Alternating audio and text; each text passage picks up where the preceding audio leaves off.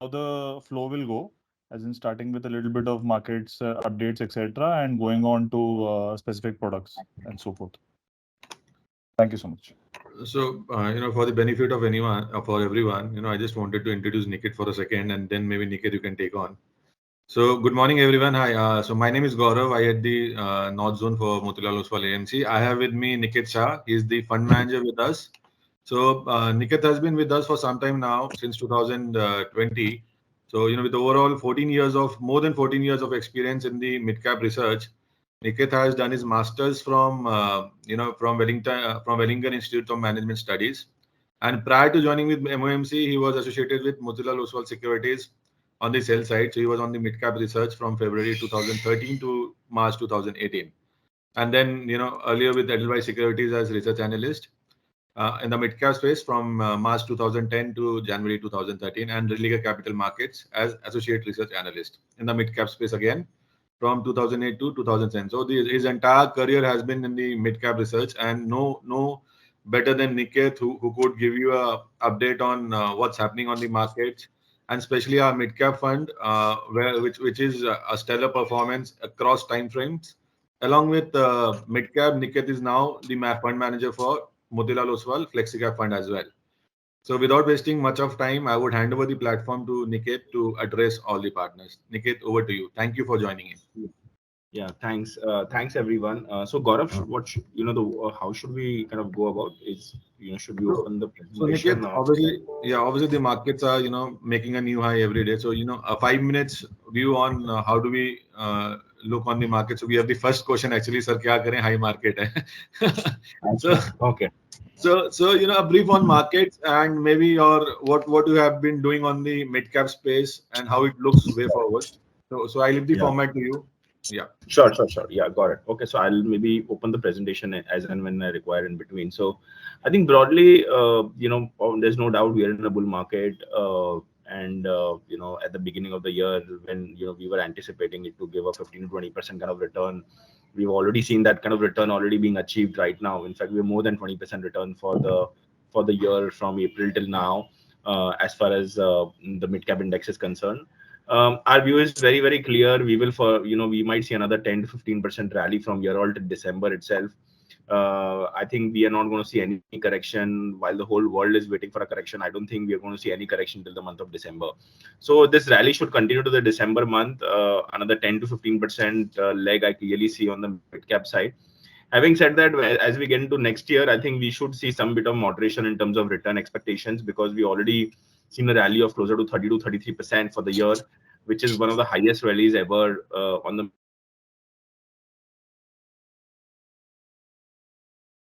fundamentals. The stocks are clearly slightly ahead. I would not say slightly more ahead of the fundamentals. And I think this kind of a situation will continue till the month of December. So some Hindi mix. Okay. तो ये जो situation है, I think broadly ये दिसंबर महीने तक continue रहेगी, जहां पर ऐसा लग रहा है कि 10 से 15% की और रैली हो सकती है. निफ्टी में भी हो सकती है. निफ्टी मुझे लगता है शायद 21 साढ़े 21 हजार तक जा सकती है दिसंबर तक, और मिड कैप इंडेक्स भी यहाँ से चल सकता है. तो अगले 3-4 महीने तो कोई हेडविंड नहीं दिख रहा है, कहीं कोई नेगेटिव न्यूज नहीं है. ग्लोबली भी सब कुछ बढ़िया ही चल रहा है. तो इंडिया में अगर आप देखें तो टेलविंड है. अगर आप देखें गवर्नमेंट साइड पे, so there has been significant काफी कुछ अवार्डिंग हुई है डिफेंस के साइड पे, इंफ्रास्ट्रक्चर के साइड पे, रेलवेज के साइड पे. सो ये हमने देखा है कि बहुत ही एक सब्सटैंशियल अमाउंट ऑफ जो अग्रेशन है ये वापस आ गया है.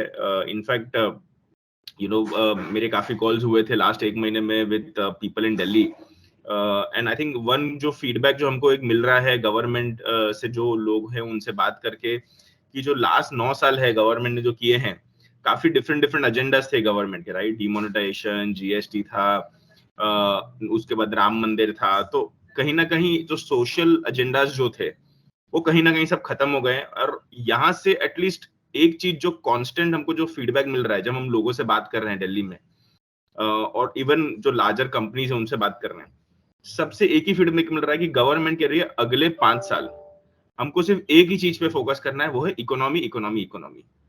और जब सरकार ऐसे फोकस से इकोनॉमी पे फोकस करती है, मेरा पास्ट एक्सपीरियंस ये कहता है कि we are in for a unbelievable bull market for the next 5 years, right. So near term में इम्पैक्ट्स आ सकते हैं, बीच में 15% 20% का करेक्शन भी आ सकता है, वो चलते रहेगा। बट स्ट्रक्चरली अब मुझे पूछे अगले 5 साल के लिए, मुझे लगता है कि शायद अपनी जिंदगी में, यहाँ पे 81 पीपल है, 81 में से 81 ने अपनी जिंदगी में ऐसी तेजी नहीं देखी होगी, इतनी बड़ी तेजी आने वाली है, राइट?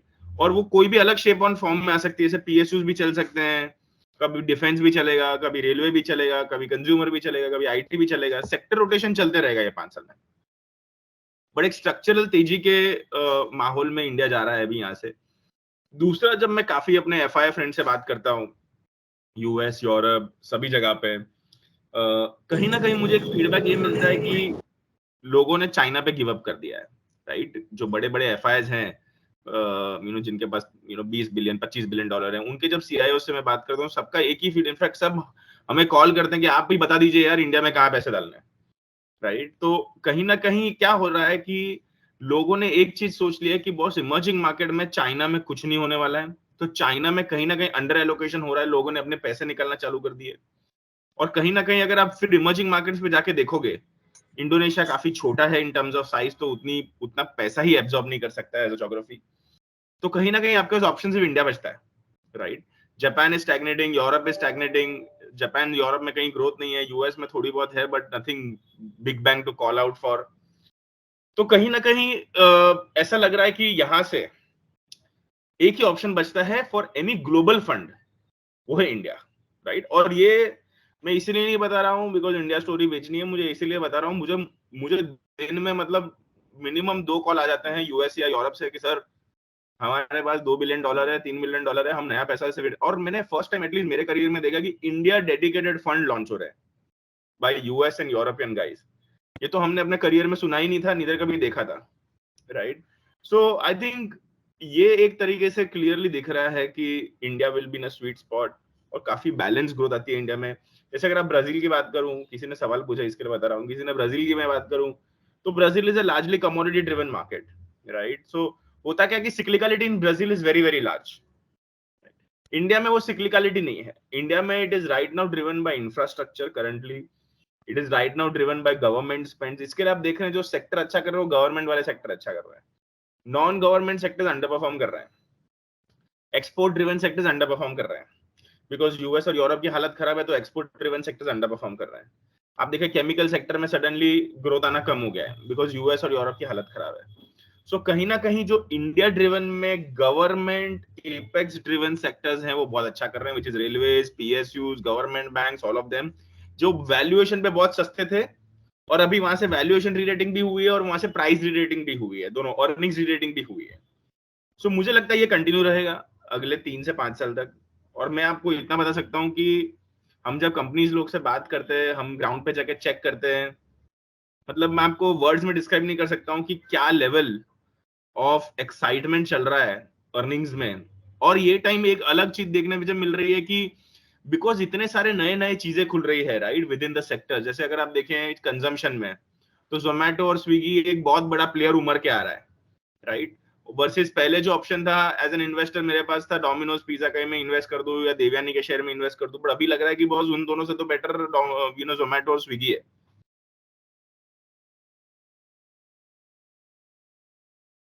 चेंज हो रहे हैं वहां पर, साइज, इतनी अपॉर्चुनिटी साइज बढ़ रही है। तो मुझे लगता है कि सेक्टर लीडरशिप चेंज होगी। हमने जिंदगी भर देखा है कि बहुत अच्छी तेजी के बाजार में एचडीएफसी बैंक बहुत अच्छा करता है, ये तेजी के बाजार में एचडीएफसी बैंक अच्छा नहीं कर रहा है। तो ये सेक्टर लीडरशिप बहुत बड़ी चेंज हो रही है बिकॉज कहीं ना कहीं जो मार्केट है वो काफी ब्रॉडर हो गया है, ग्रोथ काफी ब्रॉडर हो गई है। पहले 2010 से अब 2020 देखोगे तो बहुत सिलेक्टिव सेक्टर्स में ग्रोथ आ रही थी, which is largely consumer, auto वगैरह में। अगर अब लास्ट 3-4 साल देखोगे तो पूरे पीएसयू बास्केट में जान आ गई है और कहीं ना कहीं लोगों का पैसा निकल रहा है from lot of these high P consumer stocks to a lot of the stocks within the PSU basket. तो मुझे लगता है कि अगले 3 से 5 साल तक ये तेजी रहेगी और ये सेक्टर लीडरशिप चेंज होती रहेगी। बट अगले 5 साल तक मतलब I will be very surprised कि अगर मिड कैप इंडेक्स यहाँ से डबल नहीं हुआ और निफ्टी यहाँ से डबल नहीं हुई तो मुझे तो बड़ा सरप्राइज लग जाएगा अगले 5 साल के लिए। अगर सरकार 7-8% ग्रोथ की बात कर रही है रियल जीडीपी में, और अगर नॉमिनल ग्रोथ पे हम बात कर रहे हैं करीबन 12 से 13% के लिए, तो अगर आप 12 से 13% 5 शेयर का कैगर लगाएं और अगर थोड़ा भी वैल्यूएशन रेटिंग लगाएं तो मुझे लगता है कि बस इंडेक्स डबल हो सकता है। So that is a very brief on the markets, on the mid cap index as such, and happy to take questions.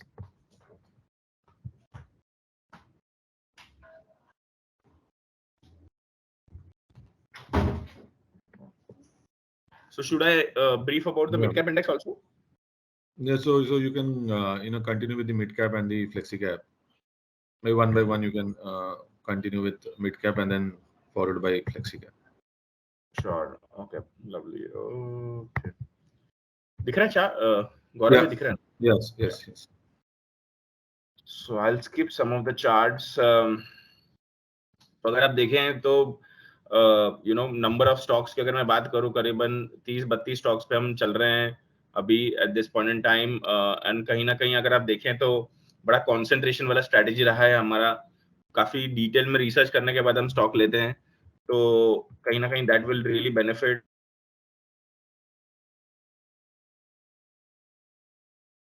लगा अगर आप देखो. और अगर लास्ट 2 ट्रिलियन में कम टाइम लगा, 3 ट्रिलियन में और कम लगा, तो अगला जो ट्रिलियन आने वाला है 28 से 30 में, वो करीबन 2-2 साल में हम $1 ट्रिलियन ऐड करेंगे. तो उसमें मुझे लगता है जब ये आप $1-1 ट्रिलियन ऐड करोगे ना, बिकॉज ऑफ अब यही नंबर पे आप ग्रो करोगे 10% से, आप $1 ट्रिलियन ऐड कर दोगे, तो इसमें काफी बिजनेसेस जो हैं वो बहुत एक्सपोनेंशियल पेस से ग्रो होंगे, राइट. और ये नए इंडिया की एक नींव बनेगी. जैसे अभी ये $1 ट्रिलियन में मुझे लगता है कि जो कस्टमर है उनको कन्वीनियंस काफी इंपॉर्टेंट रहेगी. सो कस्टमर कहीं ना कहीं जोमेटो जैसे कंपनीज के लिए 250 रुपया, 100 रुपया कन्वीनियंस फी देने के लिए राजी हो जाएंगे, बिकॉज इकोनॉमी की साइज ही इतनी बड़ी हो जाएगी और इतना वेल्थ इफेक्ट होगा सबके पास.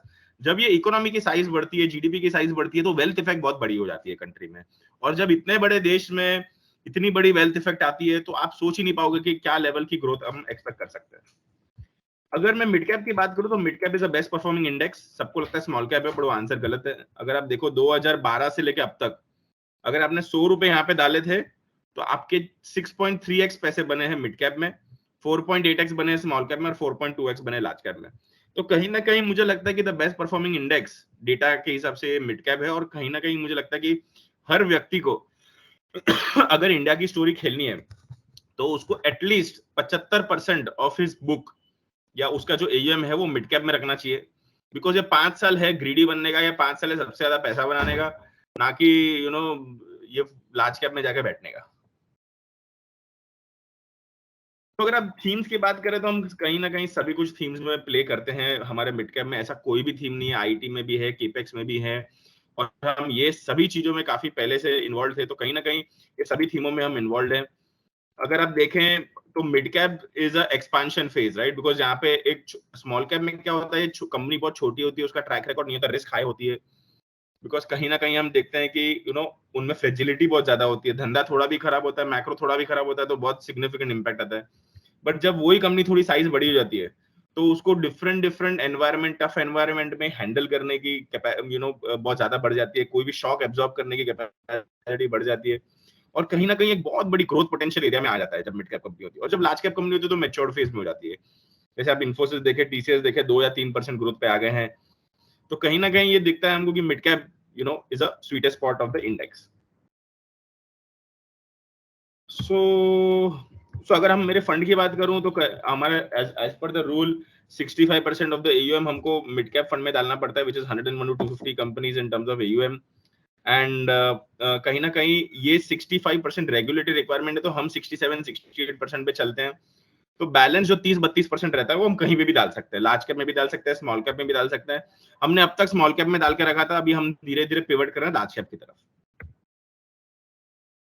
एयूएम आप देख सकते हैं, बेसिकली ये 3800 थोड़ा पुराना नंबर है. ये यस्टरडे तक 5800 हो गया है. मतलब ये बहुत तेजी गति से ग्रो हो रहा है. हमको हर महीने करीबन 300-400 करोड़ का इन्फ्लो आ रहा है आज की तारीख में, और fund is also doing very well. तो कहीं ना कहीं मुझे लग रहा है कि ये जो फंड है 3800 का, जो अभी 5800 करोड़ हो चुका है, मुझे लगता है कि अगले साल तक ये 7,500-8,000 करोड़ की एयूएम हो जाना चाहिए, और शायद कहीं अगले 1 साल के अंदर ये 10,000 करोड़ के एयूएम तक जाना चाहिए.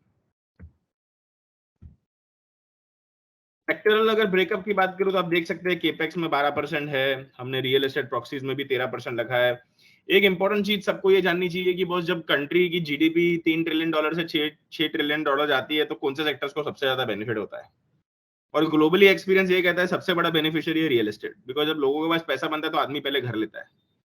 तो कहीं ना कहीं मुझे लगता है रियल एस्टेट यहाँ से सबसे बड़ी थीम होगी, जो सेक्टर काफी लोगों को पसंद नहीं है, मुझे भी तो जरा भी पसंद नहीं है, बट कोई ऑप्शन नहीं है। जब अगर इतनी बड़ी थीम प्ले आउट हो रही है तो थोड़े अपने पर्सनल ग्रजेस सेक्टर को छोड़ के we have to invest in the sector.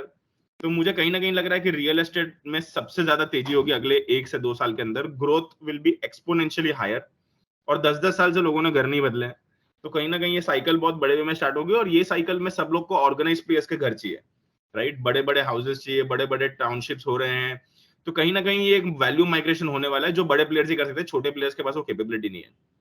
अगर आप लेंडर्स की बात करो तो हम लेंडर्स में भी काफी अच्छी तरह डिस्ट्रीब्यूटेड है, केमिकल्स में भी है, कंज्यूमर डिस्कशन, तो एक कहीं ना कहीं ये होलिस्टिक पोर्टफोलियो है, इंडिया सेंट्रिक पोर्टफोलियो है। आईटी में हम 14% जो काफी अच्छा सेक्टर किया है लास्ट अगर आप 2 महीने की मैं बात करूं तो आईटी ने सबसे अच्छा परफॉर्म किया है, और पूरे इंडस्ट्री में सब लोग अंडरवेट है आईटी में सिवाय हमको छोड़ के। तो कहीं ना कहीं आईटी में हमने काफी एक अच्छा बेनिफिट उसको हमको आया है। सिमिलरली अगर मैं पोर्टफोलियो ग्रोथ की बात करूं तो हम करीबन 23% pad growth of the portfolio देख रहे हैं, और मेरे हिसाब से अगर हम 23% pad growth of the portfolio करेंगे तो कहीं ना कहीं हमारा एयूएम 23% से ग्रो होता रहेगा हर साल ऑन द पोर्टफोलियो लेवल। तो मुझे लगता है अगर आप 23% कंपाउंडेड पकड़ोगे करीबन 5 साल के लिए तो करीबन हम क्लोजर टू 2.7 या closer to 3 times kind of आपको एयूएम रिटर्न दे पाएंगे। तो अगर आपने 100 रुपए आज डाला तो 5 साल में मैं शायद वो 100 रुपए को 300 रुपए करके आपको वापस दे सकता हूँ। दूसरी बात यह है कि हम कोई जंक स्टॉक नहीं लेते हैं। अगर ये पोर्टफोलियो देखोगे तो एकदम high quality high growth portfolio है, जिसमें कहीं भी कोई कॉर्पोरेट गवर्नेंस वाले स्टॉक हम नहीं लेते हैं, जो आपको पता है एज ए मोतीलाल ओसवाल हमारी फिलोसॉफी रही है पहले से। ये फंड की एक खास बात ये रही है कि हमने मल्टी बैगर स्टॉक्स बहुत निकाले हैं। तो मतलब हम सब actually as a Motilal Oswal fund firm ही जाना जाता है कि मल्टी बैगर स्टॉक्स के लिए। तो आप देखोगे कि हमने काफी स्टॉक्स लिए हैं जो 5-5, 6-6, 7-7 गुना हुए हैं। इनफैक्ट सीजी पावर 5 गुना हुआ था, पर अगर आप उसको आज के करंट प्राइस से देखो तो करीबन 8 गुना हो चुका है अब तक, और हम अभी इनमें प्रॉफिट बुकिंग भी स्टार्ट कर रहे हैं। तो कहीं ना कहीं आप देखोगे कि हमने काफी मल्टी बैगर स्टॉक्स निकाले ये पोर्टफोलियो में, और ये मल्टी बैगर स्टॉक्स निकालने के वजह से ही कहीं ना कहीं हमारा परफॉर्मेंस आया है। हमने ये लिस्ट में दो बड़े स्टॉक्स पे हमने बड़ा बेट लिया है। एक है जियो फाइनेंशियल सर्विसेज, अगर आपने ब्लॉक डील देखा होगा, हमने करीबन 6 करोड़ शेयर लिए 203 रुपए में लोअर सर्किट पे, जो सबसे लोएस्ट प्राइस है। और हमने दूसरा स्टॉक लिया था जोमेटो, वो हमने लिया था 55 रुपए पे। तो ये दो हमारे हिसाब से दो बड़े मल्टी बैगर रहे हैं अगले 2-3 साल के लिए।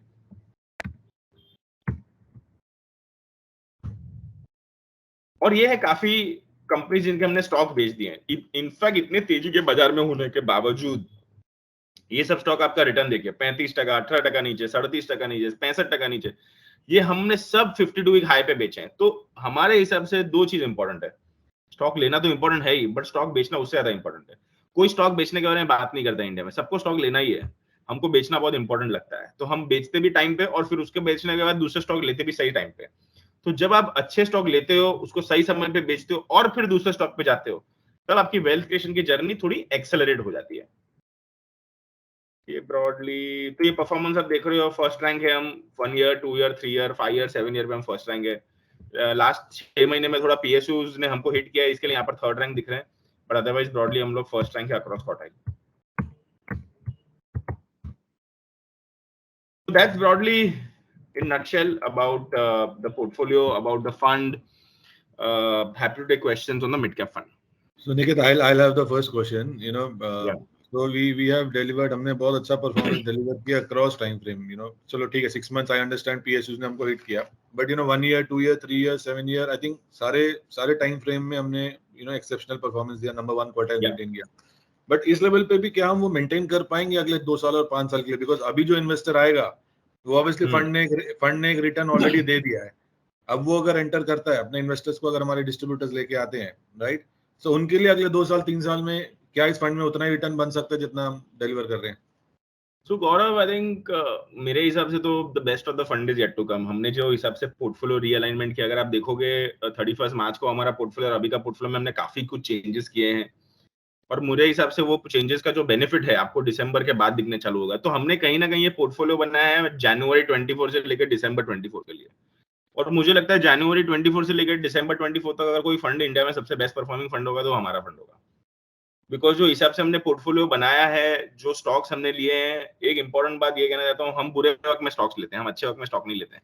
तो हमारे बहुत सारे स्टॉक्स आप देखोगे उनका परफॉर्मेंस अच्छा नहीं होता तब हम लेते हैं। हमने आईटी लिया जब इन्फोसिस ने अपना अर्निंग्स डाउनग्रेड कर दिया या अपना गाइडेंस डाउनग्रेड किया, तब जब पूरा वर्ल्ड आईटी बेचा था, हमने तब सबसे ज्यादा आईटी की पोजीशन बनाई, और आप वहां से सब आईटी कंपनी तक 50% ऊपर है।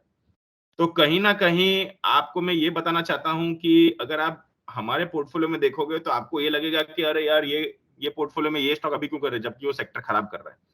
बट हमारा क्लियर व्यू है कि हम खराब टाइम पे लेते हैं और अच्छे टाइम में जब वर्ल्ड को लेना है हम उनको जाके शेयर बेच देते हैं। तो बहुत सिंपल तरीका है, और मुझे लगता है कहीं ना कहीं जो पोर्टफोलियो कंस्ट्रक्शन हुआ है, हमें शायद पता था कि हम अंडर परफॉर्म करेंगे ये फर्स्ट हाफ को, बट मुझे लगता है कि हम कहीं ना कहीं, अगर मैं सेकंड हाफ की बात करूं और अगले साल की बात करूं, तो मुझे कोई डाउट नहीं है कि ये पोर्टफोलियो इंडिया का बेस्ट परफॉर्मिंग पोर्टफोलियो गया। Wow, such a, I mean, आपका कॉन्फिडेंस देख के हमको ज्यादा कॉन्फिडेंस मिलता है, you know, the way you say hands on that this portfolio is for January 24 to December 24. So I think it's a buy call from Niket for all of us in the mid cap space, and he's you know, trying to maintain that consistency. I think performance से ज्यादा हमको consistent रहना है, और वो आपके fund में दिखता है, right? And so moving on to Flexi, Niket, आपको, you know, you can take 10 minutes on Flexi and maybe we will have a lot of questions on that. Sure. So मैंने लास्ट ईयर अगस्त या सितंबर में flexi लिया था और changes काफी start कर दिए थे। धीरे धीरे हमने अक्टूबर नवंबर में थोड़ा किया ये फंड में। आप आज के तरीके अगर मैं फंड की बात करूं तो मैंने लास्ट वीक एक ईमेल लिखा था इंटरनली रामदेव जी और सबको कि ये फंड अभी चंद्रयान 3 जैसा है। मतलब चंद्रयान 3 जो स्पीड से तेजी से गया था ऊपर, ये फंड वो हिसाब से ऊपर जाने वाला है। तो काफी कुछ इम्पैक्ट था ये फंड में, परफॉर्मेंस में पास्ट के भी काफी इम्पैक्ट रहे हैं, उसमें कोई दो डिनायल नहीं है। बट मुझे लगता है कि अगर ये फंड की मैं परफॉर्मेंस की बात करूं अगले 18 महीने तो मुझे लगता है कि करीबन 10 से 15% का हम अल्फा इसमें क्रिएट कर सकते हैं। और ये कहीं ना कहीं ये फंड बहुत ब्रिलियंटली पोजीशन है। तो जितना भी हमने अंडर परफॉर्मेंस दिया पास का, मेरे हिसाब से, मेरे कैलकुलेशन के हिसाब से हम शायद रॉन्ग जा भी सकते हैं। हम जाएंगे तो हम कोर्स करेक्ट करेंगे। जितना मेरी समझ है इंडिविजुअल पोर्टफोलियो को जैसे बनाया है, मुझे लगता है अगले दिसंबर 2024 में ये मिड कैप की पोजीशन पे आ जाएगा कि अक्रॉस साइकिल्स आपकी रैंक्स फर्स्ट क्वार्टाइल में हो जाएगी। जब मैं लॉन्गर टर्म साइकिल की बात कर रहा हूँ, 5 साल 6 साल 7 साल की साइकिल की बात कर रहा हूँ, वहां कहीं ना कहीं मुझे लग रहा है कि हम टॉप क्वार्टाइल पे आ जाएंगे। तो मेरा ये अनुमान है कि we will do very very well in the next 18 months in this fund, और जितना भी आपके पास का प्रॉब्लम है वो पूरा सॉल्व हो जाएगा। Fantastic. Niket, a brief on what have you done, because क्या है, पहले फंड को अगर हम देखें कुछ सेक्टर्स में ओवरवेट था, और जब मार्केट में ब्लैक स्वान इवेंट टाइप अपना कोविड आया, सो आई थिंक कुछ सेक्टर्स में ओवरवेट की वजह से फंड ने बहुत ज्यादा अंडर परफॉर्म किया। और as a investor, I think investor की पेशेंस लेवल बहुत शॉर्ट लिव्ड होता है। वो अगर 1-1.5 साल रिटर्न नहीं देखता तो नए फंड को स्विच करता है, और वही फ्लेक्सी कैप के साथ भी हुआ, राइट? आपने रिसेंटली काफी चेंजेस किए हैं पोर्टफोलियो में, आपने मिड कैप लेवल्स काफी ज्यादा बढ़ाया फंड का, बिकॉज आप इस पोर्टफोलियो को फिर से नंबर 1 पोजीशन पे लाने की कोशिश कर रहे हो, जो ये एक्चुअली था, सो आपसे हमको कॉन्फिडेंस डेफिनेटली मिलता है। बट आपने क्या वो कुछ चेंजेस किए हैं पोर्टफोलियो में, कुछ सेक्टर्स में आपने एलोकेशन बढ़ाया जहां से आपको लगता है कि अगले 1-2 साल में ये नंबर 1 पोजीशन पे वापस आ जाएगा? जैसे अगर सेक्टर की बात करूं तो हमने फाइनेंशियल में काफी जगहों पे हमने होल्डिंग कम की। हमने HDFC बैंक अंडरवेट कर दिया और हमने पूरा पैसा जियो फाइनेंशियल पे डाला है अभी, जो 203 में तो कहीं 20-22% रिटर्न वहां से आ गया। मुझे लगता है यहाँ से भी स्टॉक डबल होने की आशंका है अगले 12 महीने के अंदर। अगर आप देखिए दूसरा स्टॉक जो हमने किया है जोमेटो, ऑलरेडी स्टॉक 50% चल चुका है और मुझे लगता है कि यहाँ से भी और स्टॉक डबल होने की आशंका है।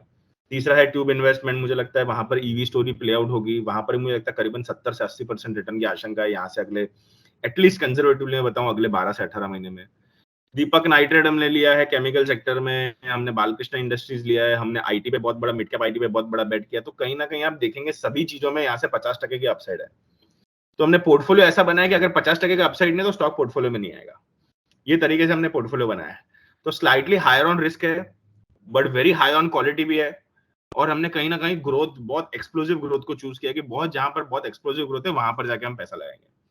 तो मुझे लगता है यहाँ से अगले 1-2.5 साल के लिए मुझे लगता है कि मिड कैप फंड में मतलब you will see unbelievable amount of traction in the flexi fund also and in the mid cap fund also. But मुझे कहीं ना कहीं लग रहा है फ्लेक्सी फंड में जो तरीके से पोर्टफोलियो पोजीशन है, मुझे लगता है कि यहाँ से हम मतलब I will be very surprise अगर हम अच्छा नहीं करेंगे तो।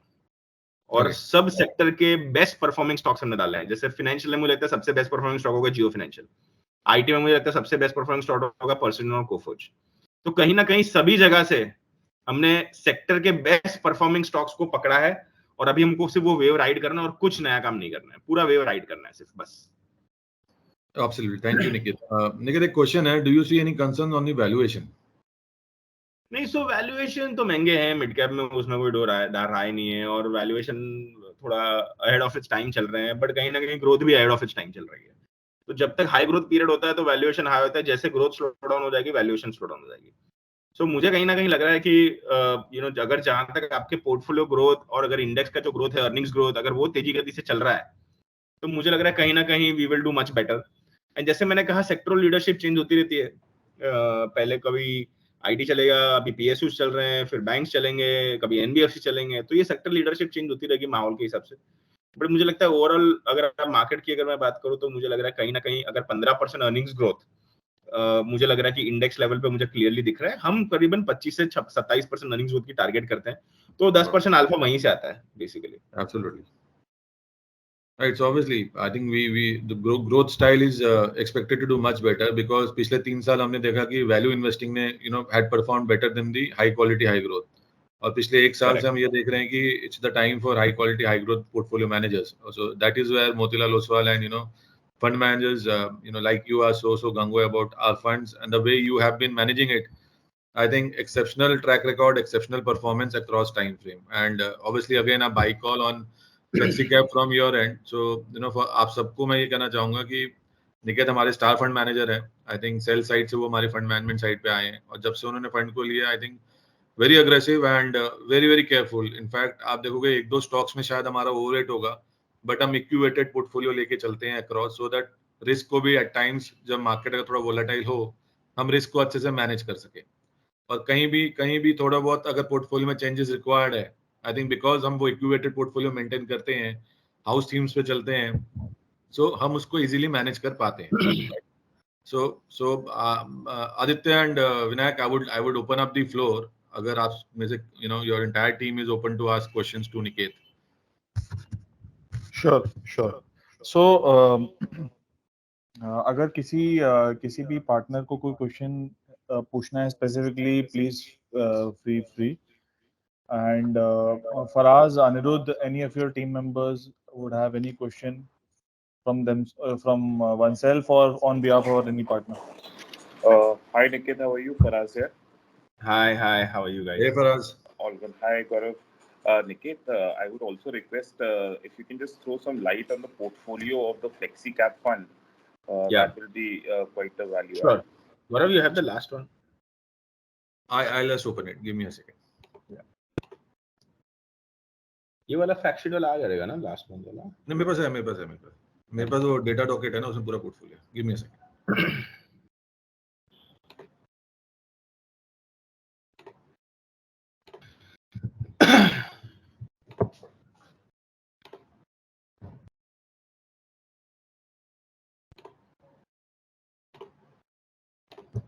या दिख रहा है आपको? Is it visible? या सो अगर आप राइट हैंड साइड पे देखें, Zomato is now 11% of the fund. Jio Financial is about 10. This 10 has actually become 11 because stock has just run up recently. So the largest position is Jio Financial, followed by Zomato, then ICICI Bank, HDFC Bank, Persistent, Coforge, Tube Investment, Cholamandalam Financial, Deepak Nitrate, Balkrishna Industries, Larsen and Toubro, Prestige Estates, ABB, Interglobe Aviation, Trent, Siemens, Emphasis, AU Small Finance Bank, Keynes, and Tech Mahindra, and CG Power. तो कहीं ना कहीं this is broadly the way we have considered the portfolio today. बाकी सब काफी छोटे holding है, so that's how broadly we have considered the portfolio. काफी concentration है, but आपको दिखेगा कि हमने सब सेक्टर में best.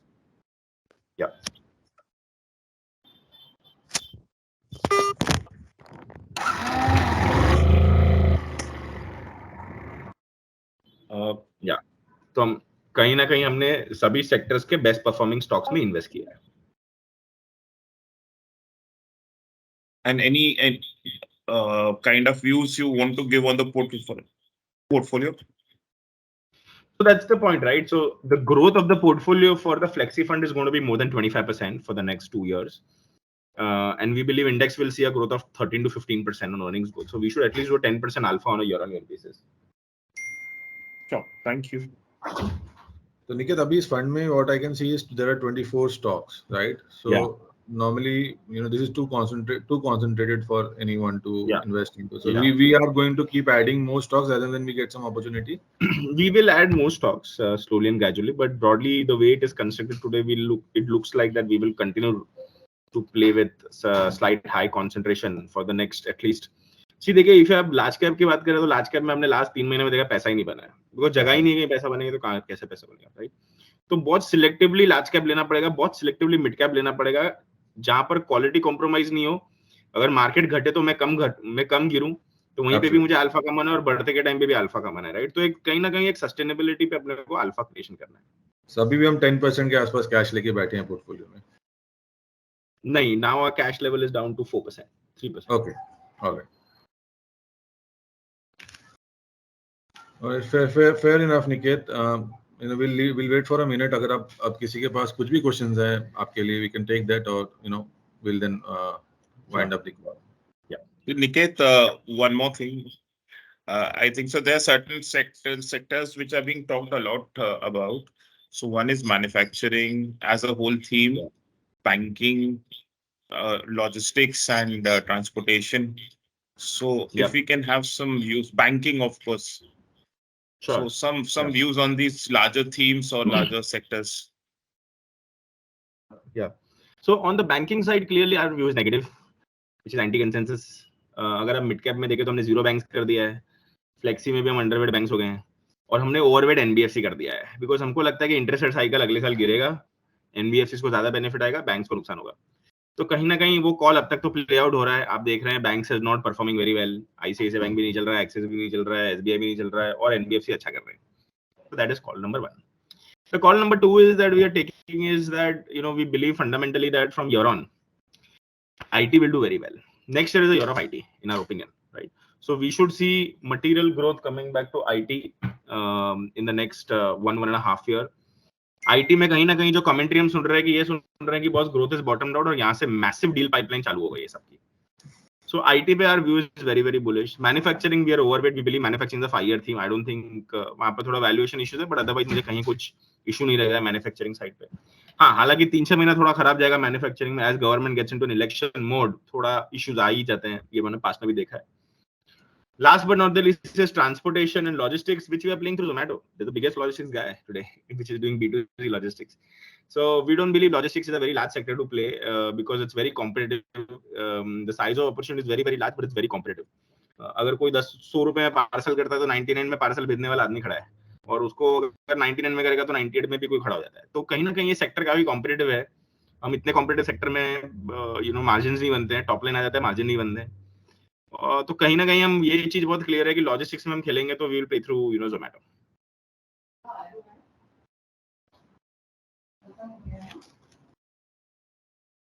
So that is how our position. Thanks, Niket. Thank you. So मैं आपको एक बात बता देता हूँ सबको थोड़ा ब्रीफ, जैसे फराज ने कहा. So I think we are massively overweight IT. Out of 34 mutual funds in India, 32 are underweight IT. Okay, by about 300 basis point. We are overweight IT by 10%. Wow. और IT स्टॉक 50% ऊपर है. तो at least अभी तो ऐसा लग रहा है कि 32 लोग से बेटर परफॉर्मेंस किया है, और हमें लगता है कि हम बैंक 0 है और बैंक्स ने अंडर परफॉर्म किया है, और 32 लोग ओवरवेट है, हम बैंक्स में अंडरवेट है. तो हमें काफी एक अलग तरीके से अपनी दुनिया में चलते हैं, जो सही और गलत भी होता है. अगर गलत हुए तो हम ही पिटेंगे, और सही हुआ तो हम ही जीतेंगे. 3 साल का तो ट्रैक रिकॉर्ड ऐसा रहा है कि हम ही जीते हैं अब तक. होप करते हैं कि अगले 3-4-5 साल ऐसा ही ट्रैक रिकॉर्ड रहे. But we don't mind taking bold calls if our view is very clear, and we will go, like our view was very clear that Jio Financial is to be bought at 200. It can become a 600-700 rupee stock in the next 12 to 18 months. We didn't wait for anyone. No mutual fund in India today has Jio Financial apart from ICICI Prudential and Nippon. और उनका भी holding हमसे कम है. तो अभी तो mutual fund industry आना बाकी है ये स्टॉक में. तो हम कहीं ना कहीं बहुत क्लियर है कि जहां पर हमको व्यू लगता है, जहां पे हमको वैल्यू लगती है, हम वो स्टॉक में एंटर करके बैठ.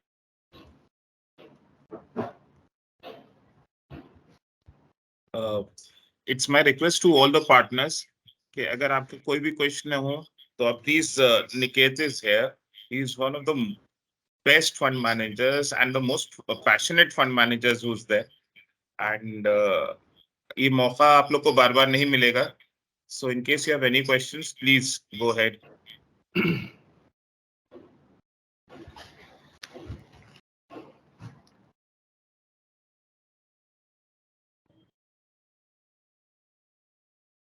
I believe Faraz, I think well understood. I think we will not have further questions. So I think Faraz is good. We can conclude. Yeah, I think so. The passion has rubbed in to all the partners. So thank you. Thank you, Team Centricity, for giving us this opportunity, and thank you all I'll quickly partners. summarize. I'll Yeah. just summarize in 2 Please, minutes. please. So on mid-cap side, I think we clearly believe that the second half will be much better than the first half that you've seen. We are broadly at about 2.5% underperformance for the first 6 months, and we think we should outperform materially in the second half. And as far as Flexi is concerned, as I highlighted, this is a Chandrayaan 3, so it will go up like a tracer bullet. So let's wait and watch for it. Yeah. Thank you, Niket, for your time. Thank you, everyone. Thanks, everyone, for your time. Thank Thank you, you. Niket. Thanks, Niket. Thank Thanks, you, Gaurav. Gaurav. Yeah. See you. Thank you, Niket. guys. Thank you, Gaurav. Thank you.